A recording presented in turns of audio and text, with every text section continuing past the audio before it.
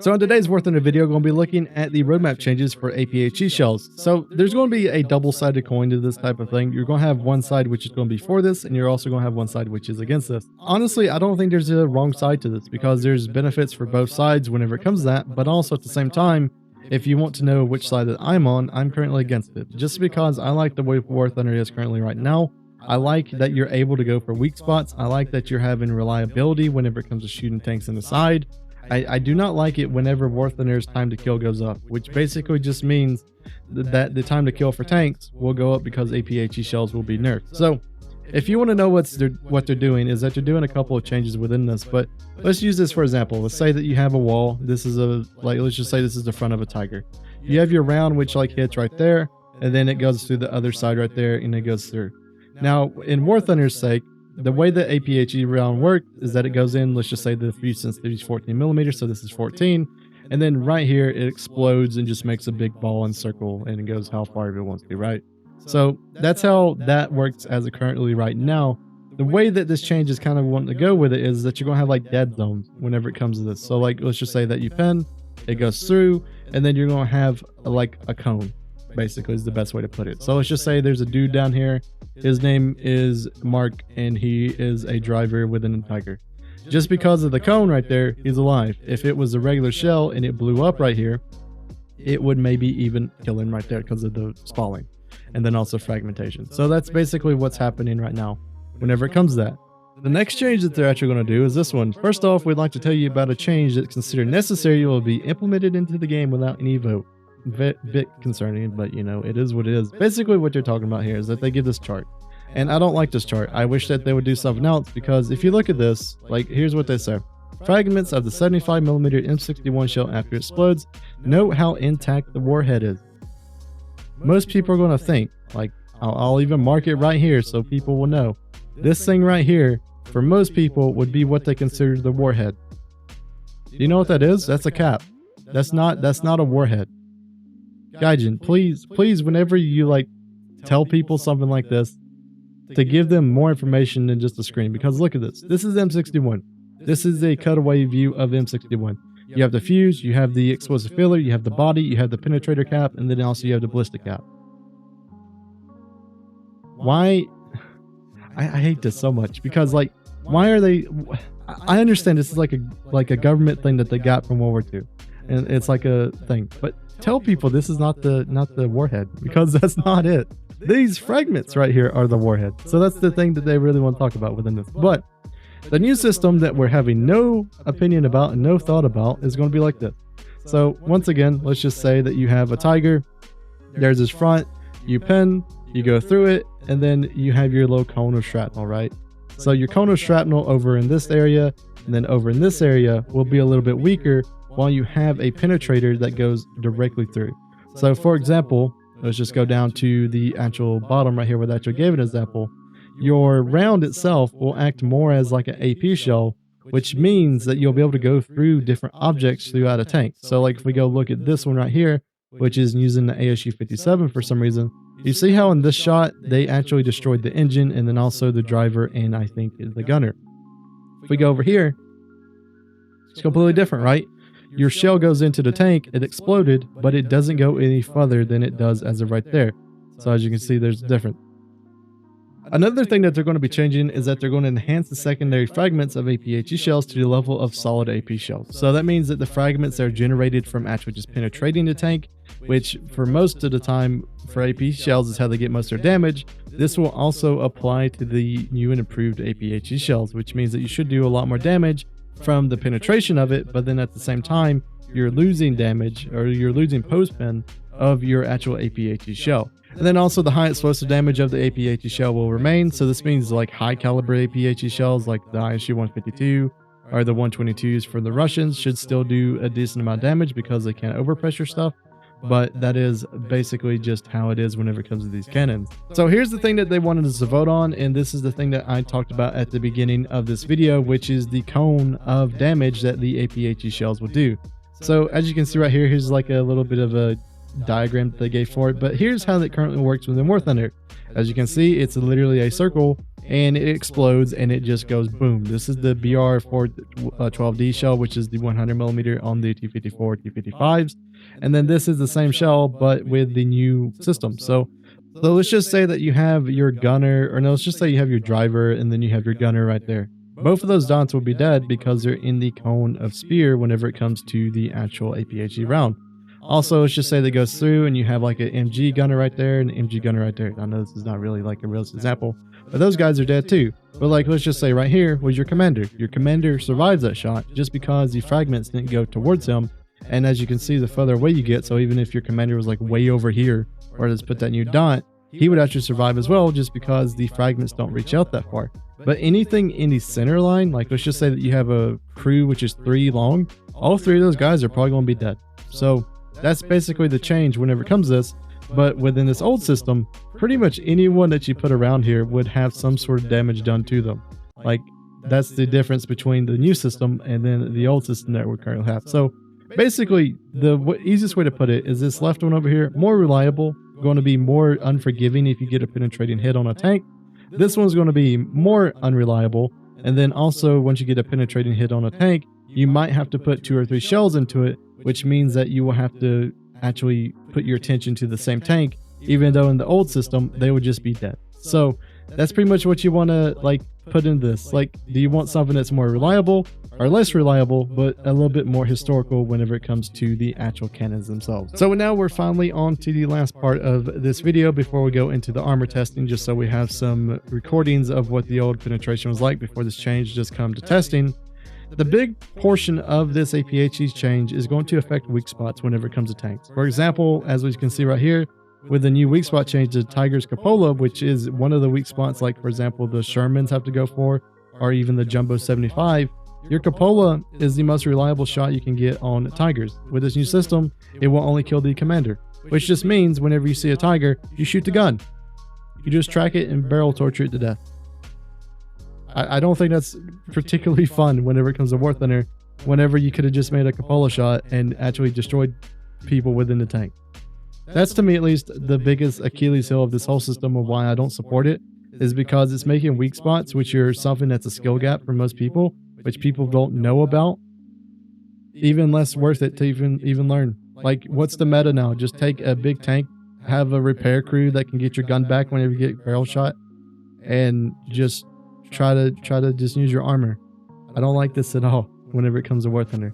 But yeah, let's show off some of the weak spots within the game. We'll talk about the changes more within that area of this video as well. But yeah, let's get on to the weak spot. Alright, so now we're at the testing portion of this video where we're actually going to test different weak spots, and we'll use this video in the future to just kind of compare them. So what I have right now is I have the Foch, because that's a vehicle that also has a weak spot Tiger. We also have the Tortoise, we have the M60, the T95, Churchill, Mark 7, and then also a Panther, because I did get someone told me about the Panther's weak spot.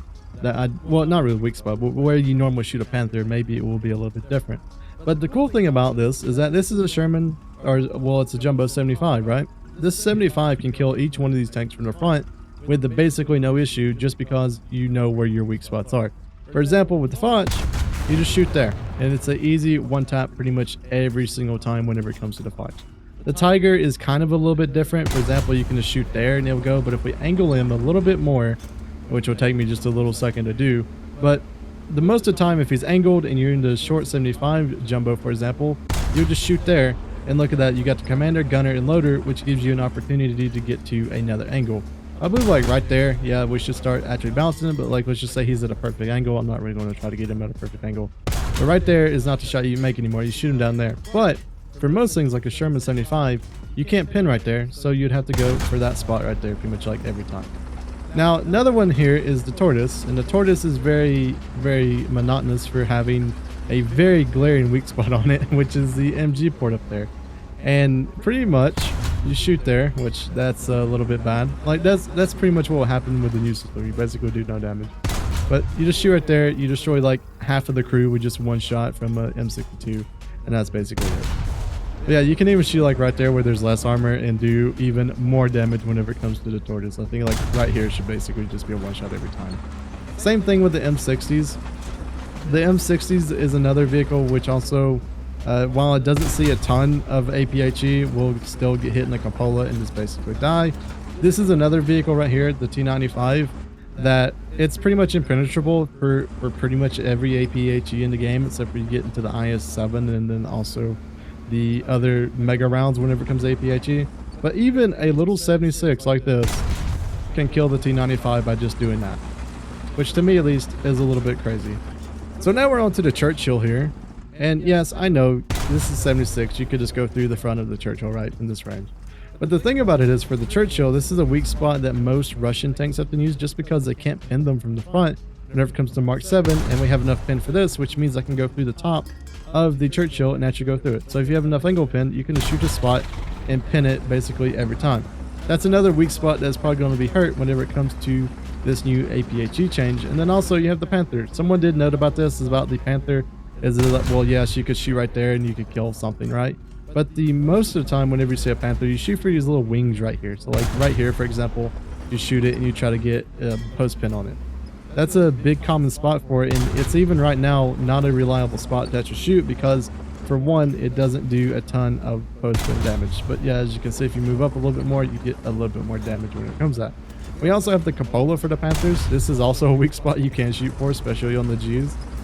And honestly, this is just a little bit of a testing thing. See, it's even inconsistent of shooting at right there as well. So now let's talk about this for a little bit, just with two vehicles right now that are going to be one of the biggest vehicles that are hit with this new change. So T95 right there, and the vehicle that I'm currently in, which is the Jumbo Sherman. So the Jumbo Shermans are going to be the two prolific vehicles that I would say is going to be hit by these changes very much. So the T95 right now, the only way that you can kill this thing with an APHE machine is to shoot for that area right there. Basically, that's what's going to happen whenever this new change comes through, of where it just doesn't do enough damage. That's what the old change is right now, of where it just nukes the whole entire thing. Now, what do you think is going to happen to vehicles that just don't ever die? One, they're probably going to get bombed with with an Arado every single game, and then also their battle ratings is probably going to go up. So you're going to see the T95 go right back to where it was, where it's facing leopards, where it's facing vehicles which it should not be facing, just because you need heat FS to actually kill this thing. Which to me at least is a little bit poor, because the T95 struggles in those areas because, well, for one, your armor is about basically all you have. You're slow as a turtle because it is a turtle, and then also you don't really have anything else. You're just going to get bombed every single game because no one can kill you. So the same thing with the Jumbo right here. While the Jumbo itself is at a very high battle rating of 6.3, it's still really good because it can abuse different weak spots whenever it comes to tanks. Like, for example, if you see a tortoise that's like directly onto you, using that weak spot means that you're able to completely destroy that tank. And then also, let's just say that you have tigers, which are like trying to angle and everything. That weak spot right there is your ability to make the playing field a little bit fair. Once this is gone, or once this APHE change comes to the game, you're just going to remove all of these different weak spots that people can learn, people that can use them in advantages. They're just going to be completely gone, which to me at least is just kind of sad whenever it comes to War Thunder, because I love playing War Thunder in this way. I love finding little things that just make the game, to at least me, I'm getting better at it. And whenever it just comes to this game of, oh, I just have armor, or oh, heavy tanks just get buffed and everything, I don't really enjoy that. The Jumbo 76 is probably one of the best tanks in the game as of right now, and with this new change it'll probably go down because it can't abuse weak spots like it can as of right now. So yeah, that's the basics of this new change coming to War Thunder whenever it comes to the APHE changes. I'm assuming probably in the next dev server they'll give us some sort of testing for it where we're actually able to test it and just see how it is. For me at least, if BR changes don't come day one, there's going to be a ton of vehicles within War Thunder that are just going to struggle. For example, the Jumbo Sherman, the T20, even the Tigers, for example, will struggle a little bit just because they're pretty much known for going after weak spots whenever it comes to their vehicle. I mean, you'll have vehicles which go to prominence like the Porsche Tiger. This thing will just become incredibly easy and it's stupid to actually go around in, because the only weak spot that this vehicle had from the front that would reliably do something against them, and would use the same round, was this one. That was the only weak spot that reliably could do anything from the front whenever this thing is a battle rating of 5.7. So yeah, honestly, I'm willing to test it. I really hope that Gaijin has some proposed battle rating changes like ASAP, because pretty much everything with the APHE round will somehow need to be adjusted or even just looked at whenever it comes to this, if this change does come through. And we probably will see a lot of vehicles go down in battle rating, but then also a lot of vehicles which were pretty much invulnerable unless they had a huge weak spot, like the T95 for example, will just go up. I mean, it's 7-0 right now. I highly doubt that this thing will stay 7-0 if the only like way to kill it from the front in a game is to bomb it, and that's not going to be incredibly fun to play. It'll just go straight back up to where it was facing Leopard 1s again, to where they just use their heat FS and go directly through the tank. But yeah, overall, that's my 2 cents on this whole issue. What do you guys think about it? Do you think it will be actually a good change to War Thunder? Do you think it will be a bad change to War Thunder? I want to hear your guys' opinions in the comments. Hope everyone has a wonderful day, and we'll see you guys in the next War Thunder video.